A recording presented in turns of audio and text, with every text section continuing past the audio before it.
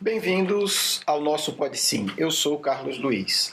Hoje temos um programa muito interessante, uma entrevista com o nosso coordenador espiritual, Ivan de Albuquerque. As perguntas foram enviadas por vários leitores da série Se a Mediunidade Falasse. E aproveitando isso, queremos pedir: participem mais. Nós vemos que centenas de pessoas estão baixando as obras no nosso blog, mas nem todas estão perguntando. Caso haja dúvida, perguntas, comentários, críticas construtivas, nos envie. Isso nos ajuda a aperfeiçoar e melhorar.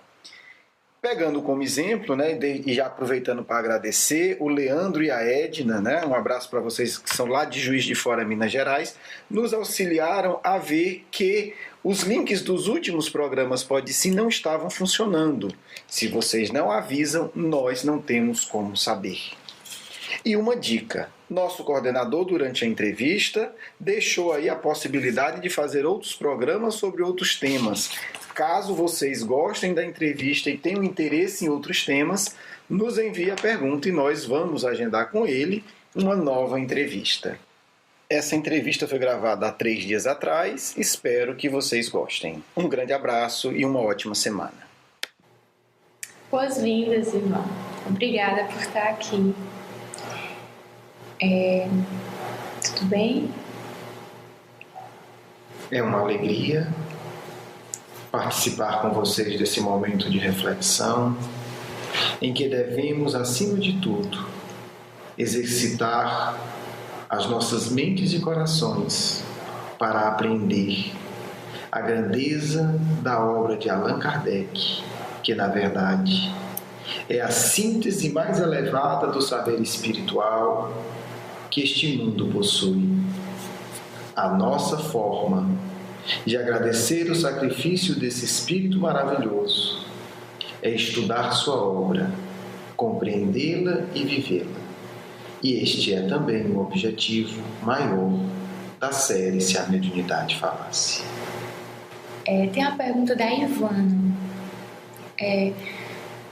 Ela perguntou se quando nós dormimos, nós podemos ir estudar e ao acordar, se nós conseguimos lembrar isso. Há 2 aspectos importantes nessa questão. O primeiro, com certeza, o espírito jamais deve ficar inativo. Enquanto o corpo está no estado de repouso, deve o indivíduo, o ser humano que é espírito, envolver-se, engajar-se em atividades nobres e elevadas, para que ao retornar para o corpo, seja portador de maior conhecimento e bem-estar, estando, portanto, mais preparado para os desafios da vida terrena. No segundo aspecto, sobre a lembrança.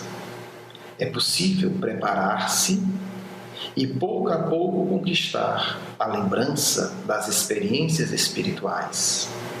A criatura na Terra, em geral, apegada ao comodismo, limita-se em sua esfera de ação. Mas a lei divina nos ensina a evolução por meio do trabalho sério e dedicado. Aqueles, portanto, que desejem preservar as memórias de suas vivências espirituais poderão e deverão alcançá-lo pelo esforço e pela dedicação. Embora não esteja na pergunta, podemos adiantar que uma das variadas formas de se desenvolver a capacidade de lembrança das experiências espirituais, as experiências fora do corpo, é por meio de um exercício simples. Ao acordar, escreva o que se sonhou. Pouco a pouco, esse exercício irá capacitando o cérebro material a buscar as informações que estão localizadas no espírito. Basta esse exercício para que se possa dar alguns passos importantes em termos de lembranças. Em outra ocasião, poderemos aprofundar esse tema, se for interesse dos amigos e das amigas que nos ouvem. Oi, Ivan. Tem ainda outra pergunta aqui da Ivana. Ela pergunta se quando sonhamos com uma pessoa querida, esteja ela nesse plano ou não, estamos realmente nos encontrando com ela em espírito? O mundo dos sonhos, como podemos dizer, ainda é repleto de possibilidades de descobertas fantásticas. O sonho poderá ser a expressão do desejo profundo. O sonho poderá ser a realização do desejo profundo. Bem como o sonho poderá ser, a lembrança do sonho, a síntese de ensinos superiores que precisamos receber para ter uma vida melhor. Cabe, portanto, dedicação a esse tema tão querido a Eurípides Barçanufo, que diariamente, junto com sua nobre secretária, analisava seus sonhos, bem como os sonhos dela, de Dona Amália. É uma prática que sugerimos, que incentivamos que seja desenvolvido por todos, a partir de uma reflexão séria, a partir da prática e de uma vida equilibrada. O indivíduo deverá saber distinguir, não apenas diferenciar um tipo de sonho do outro, mas entender que o mesmo sonho poderá comportar essas 3 dimensões. Darei um exemplo buscando ser didático. O indivíduo deseja profundamente encontrar alguém. Poderá inicialmente imaginar essa pessoa. O seu desejo poderá ser muito forte. Esse desejo poderá atrair essa pessoa. Dialogam, e essa pessoa, no nosso exemplo, é um espírito sábio, que irá transmitir um profundo conhecimento para ele sobre uma questão que ele irá enfrentar. Mas as informações são tão numerosas que ele sabe que, ao despertar, o cérebro físico não será capaz de coordená-las todas. Esse espírito, portanto, ele sintetiza isso em uma imagem, em um símbolo, em um aviso. E aí o indivíduo, ao despertar, teve os 3 tipos de sonhos. Portanto, é um mundo a ser desvendado pelos corações que buscam a verdadeira evolução. Poderemos, caso seja um tema caro ao coração de nossos amigos e amigas que ouvem, desenvolver também, aprofundando esses aspectos.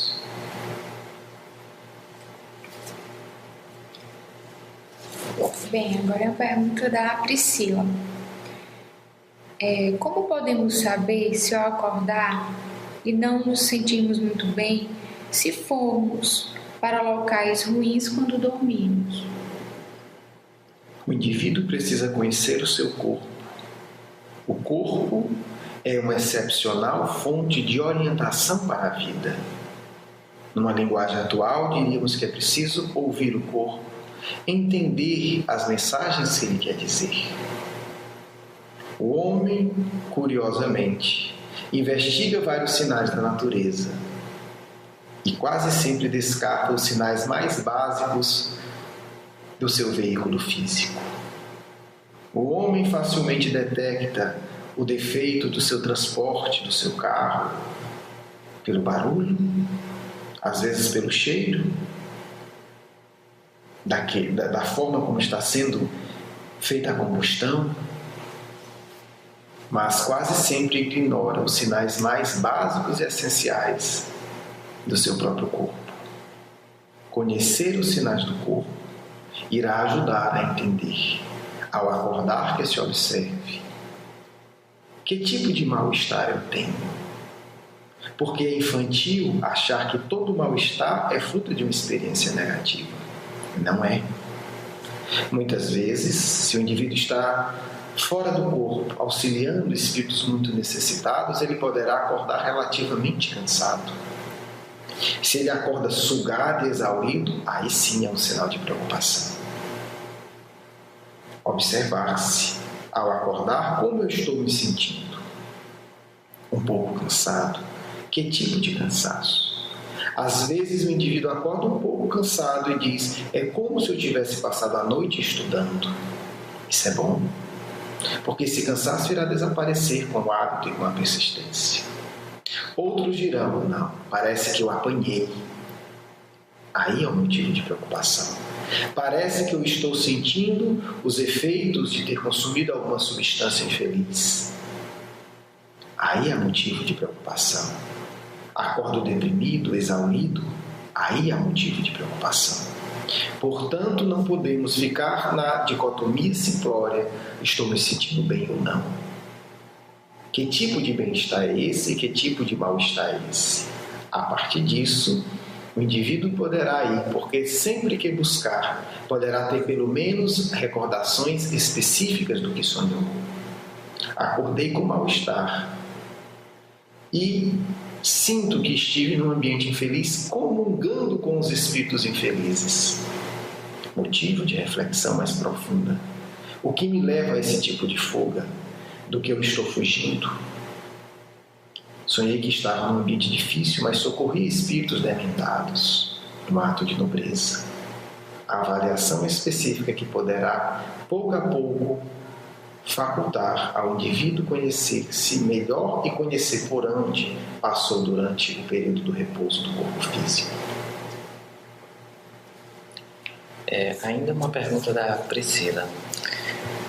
Como fazer para não acumularmos energias pesadas e podermos ir para locais bons quando dormimos, tipo o Colégio Allan Kardec? A prática honesta do bem. Porque o falso bem, o bem dos fariseus, da aparência, irá deixar o indivíduo repleto de energias grosseiras e infelizes. Uma vida equilibrada, um cuidado equilibrado do corpo, um cuidado atencioso da mente, leituras e educação dos sentimentos. Esconder os maus sentimentos é uma forma de se manter no plano inferior. Autoconhecimento.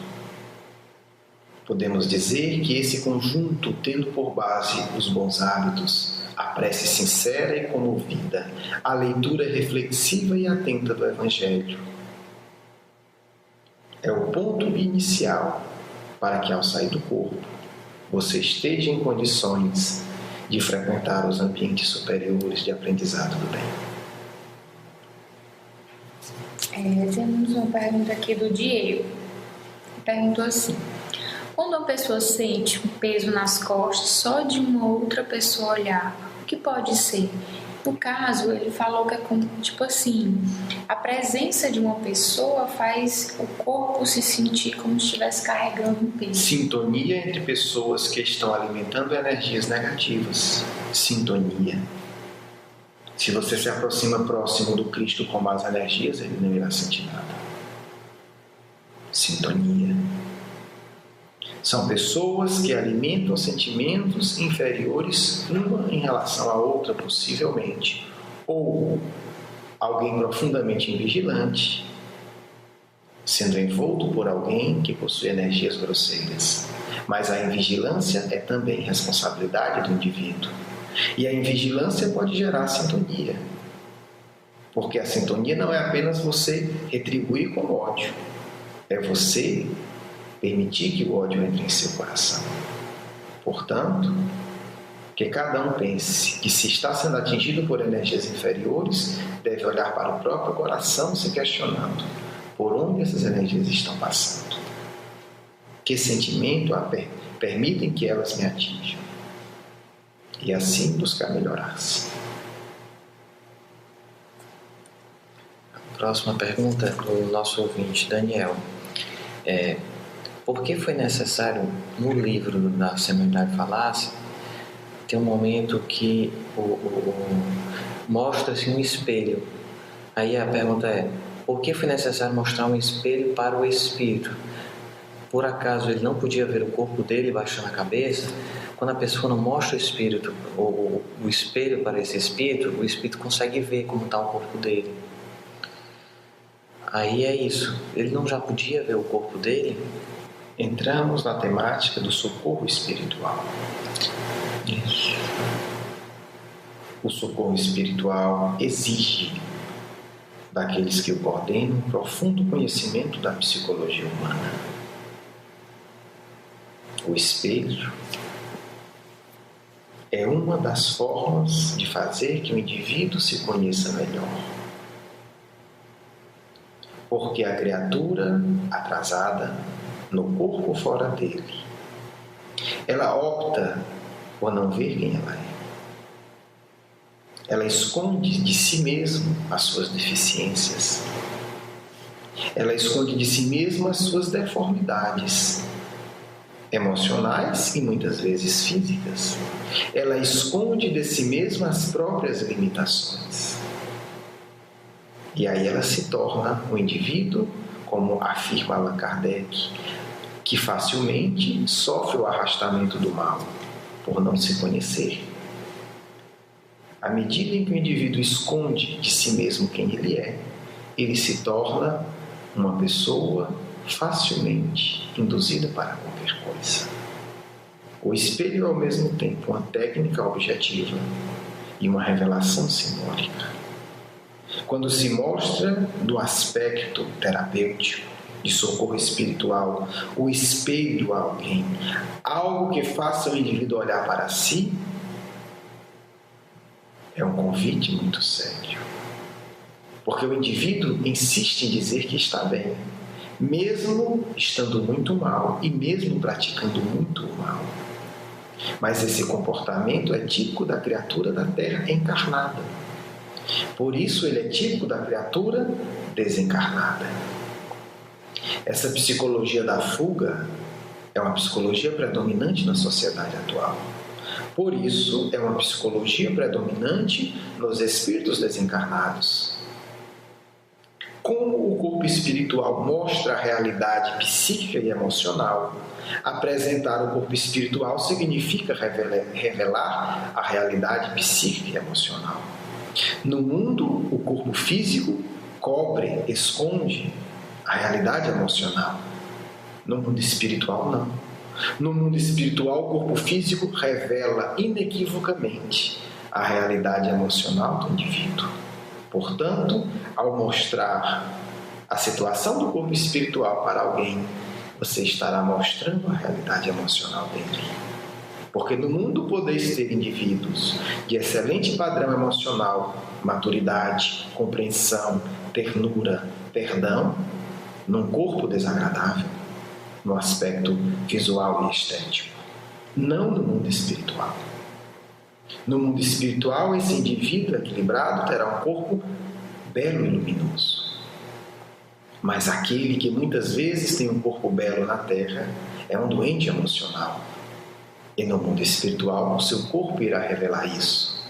Portanto, o perispírito é o grande revelador da vida íntima de cada um. Consequentemente, a sua realidade íntima é vista por quem é capaz de observar o seu corpo espiritual, encarnado ou desencarnado. Porque o Cristo identificava tão facilmente as pessoas por sua visão espiritual.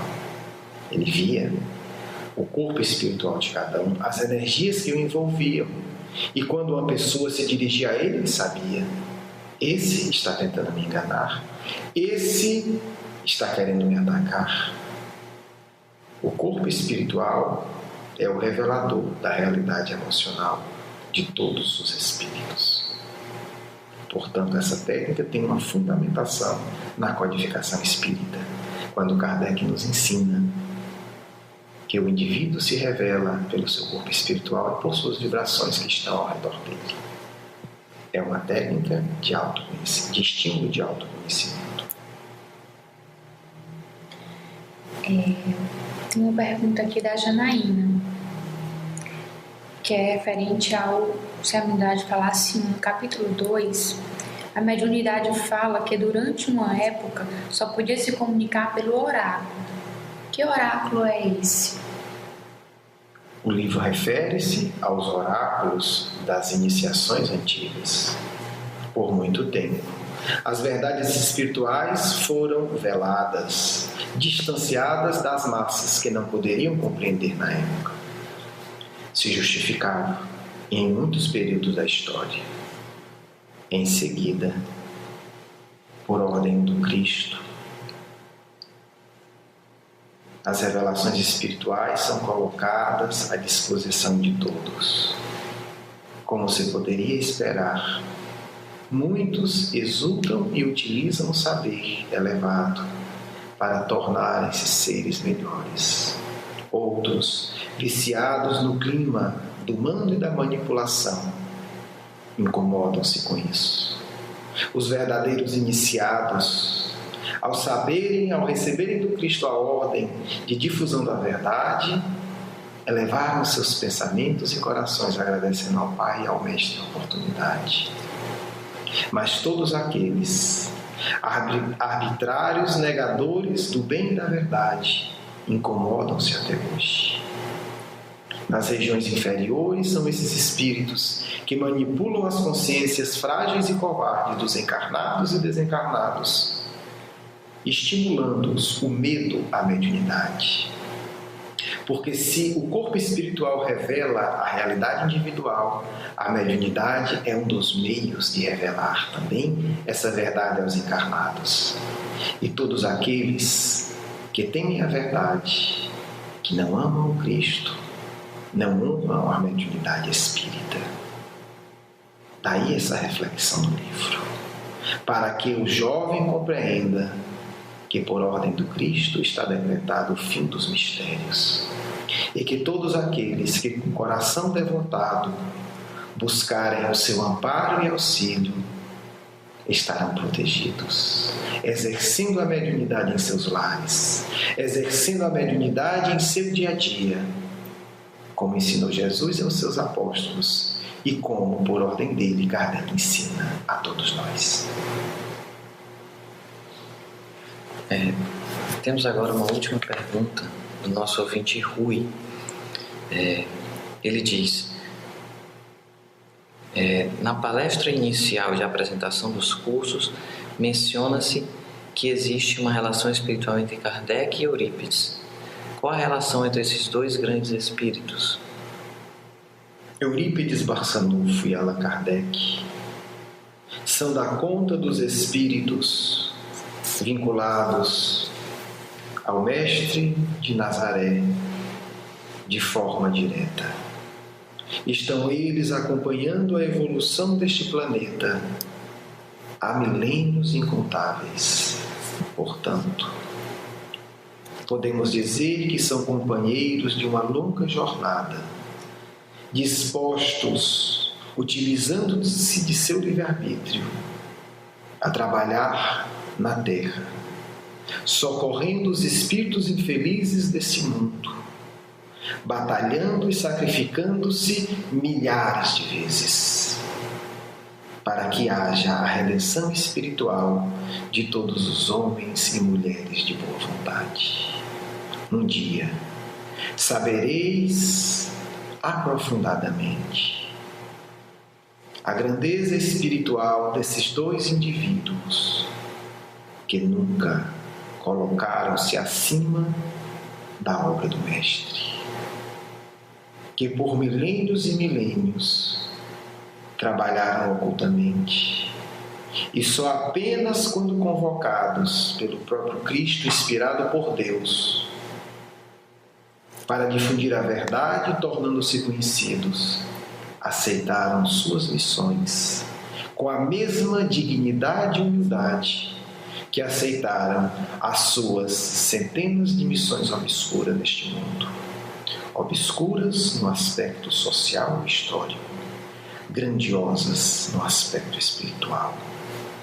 Uma das belezas que podemos alcançar com o esforço no mundo é nos tornarmos minimamente preparados para, em nosso plano, conhecer em profundidade a história de individualidades poderosas como essas, que já superaram de muito as ilusões e as vaidades humanas e que renunciam com convicção às alegrias das esferas mais elevadas para, com dignidade, compartilhar a marcha ascensional desse planeta, induzindo-nos a todos nós, com seu psiquismo ativo e forte, a ascender em direção a Deus.